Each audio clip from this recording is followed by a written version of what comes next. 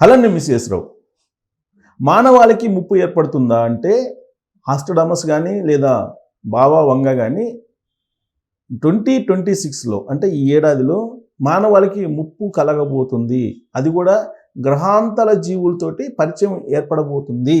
దానికి సంకేతంగా రీసెంట్గా 3I బార్ అట్లాస్ అనేటువంటిది ఒక వస్తువు పైనుంచి గ్రహాంతర ప్రాంతం నుంచి భూమి మీదకి వచ్చింది. దీని మీద ఇప్పుడు రీసెర్చ్ చేస్తున్నారు. గ్రహాంతర వాసులతోటి గ్రహాంతర జీవులతోటి మానవాళికి పరిచయం ఏర్పడబోతుంది అనడానికి ఈ వస్తువే చిహ్నం అని చెప్పి ఇప్పుడు చెప్తున్నారు. అంటే బాబా వంగ ఆస్ట్రడామస్ చెప్పింది నిజం కాబోతుందా? ఇప్పటి వరకు 9/11 దాడులు కానీ లేదంటే డయానా మరణం కానీ ఇవన్నీ కూడా బాబా వంగ చెప్పినట్టే జరిగింది. సో బాబా వంగ ఏం చెప్పింది అనేది ఈ మధ్యకాలంలో సోషల్ మీడియాలో బాగా సెర్చ్ చేస్తూ ఉన్నారు. ఈ ఏడాది బాబా వంగ చెప్పినవి జరగబోతున్నాయి. వరల్డ్ వార్ రాబోతుంది, మూడో ప్రపంచ యుద్ధం రాబోతుంది, అలాగే అణుయుద్ధం రాబోతుంది, న్యూక్లియర్ బాంబ్స్ పేల్చబోతున్నారు, ఇలాంటివన్నీ కూడా వినిపిస్తున్నాయి. దానికి కారణం ఏంటంటే చైనా తైవాన్ మధ్య ఉద్రిక్త పరిస్థితులు ఉన్నాయి. రష్యా ఉక్రెయిన్ మధ్య యుద్ధం జరుగుతుంది.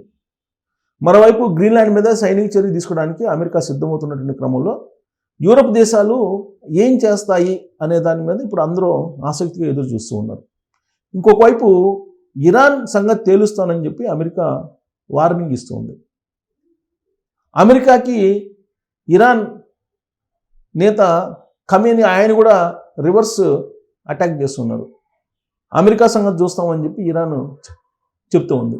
ఇలాంటి పరిస్థితుల నడుమ అమెరికా నుంచి ఇండియా వరకు కూడా ఉద్రిక్తమైనటువంటి పరిస్థితులు ఉన్నాయి. పాకిస్తాన్కి అలాగే భారతదేశానికి మధ్య ఎప్పుడూ ఉద్రిక్త పరిస్థితులు ఉంటూ ఉంటాయి. భారతదేశ సరిహద్దుల్లో ఉండేటువంటి బంగ్లాదేశ్, నేపాల్ ఇప్పుడు భారతదేశానికి వ్యతిరేకంగా పౌలు గదుపుతూ పాకిస్తాన్తో చేతులు కలిపాయి. ఇది టోటల్గా మనకి ప్రపంచంలో కనిపిస్తున్నటువంటి సినారియో.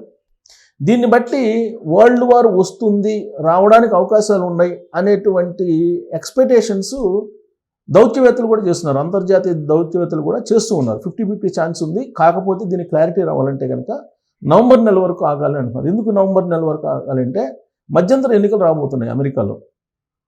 అక్కడ కనుక సెనేట్లో అలాగే ప్రతినిధుల సభలో రెండింటిలో కనుక రిపబ్లికన్ పార్టీస్ కనుక గెలిస్తే ఖచ్చితంగా యుద్ధం వచ్చే అవకాశం ఉందని చెప్పి ఎక్స్పెక్ట్ చేస్తున్నారు.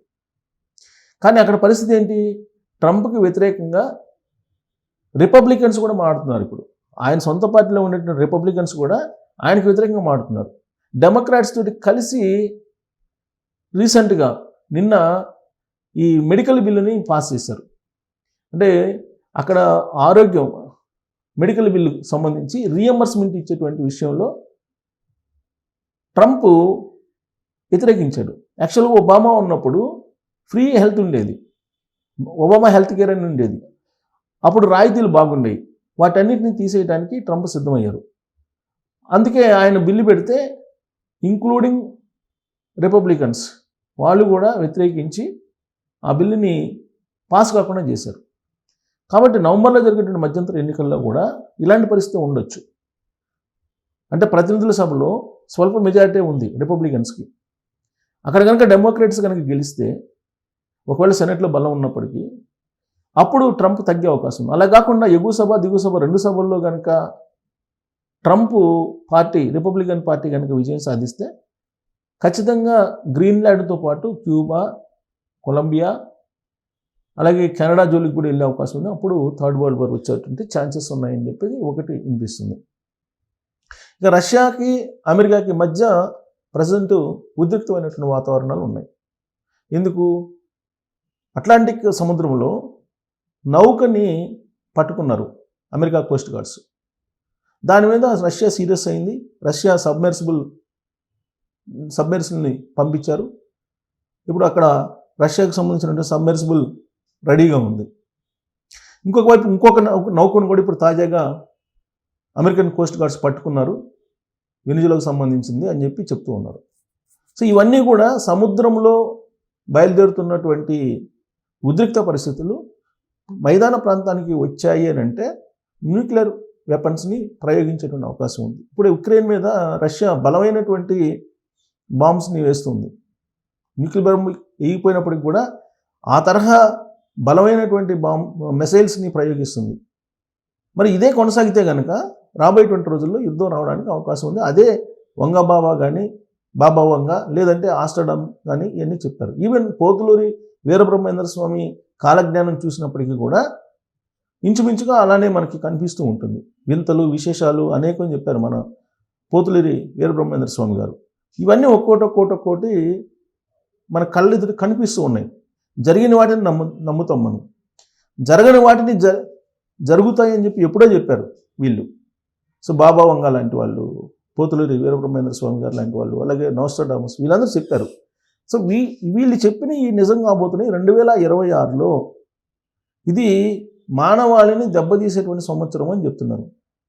ఇప్పుడు అమెరికాలో కూడా కరోనా కంటే కూడా భయంకరమైనటువంటి వైరస్ ఒకటి మొదలైందని చెప్పి కూడా ఇప్పుడు లేటెస్ట్గా న్యూస్ అందుతుంది. మరి ఆ వైరస్ రూపంలోనో లేదంటే యుద్ధం రూపంలోనో మానవాళి అయితే ఖచ్చితంగా భారీగా ఈ సంవత్సరం నష్టపోయే అవకాశం ఉందని చెప్పి బాబా వంగ జోస్యం. అయితే దానికి ఆధారం ఏంటంటే ఇప్పుడు వచ్చింది 3I బార్ అట్లాంట్ అనేది ఒక వస్తువు. ఏంటి ఆ వస్తువు అనేది చూద్దాం. దానికి సంబంధించినటువంటి న్యూస్ కూడా బయటకు వచ్చింది. అదేంటో చూద్దాం. యాక్చువల్గా దానికి సంబంధించినటువంటి న్యూస్ ఇక్కడ చూడండి.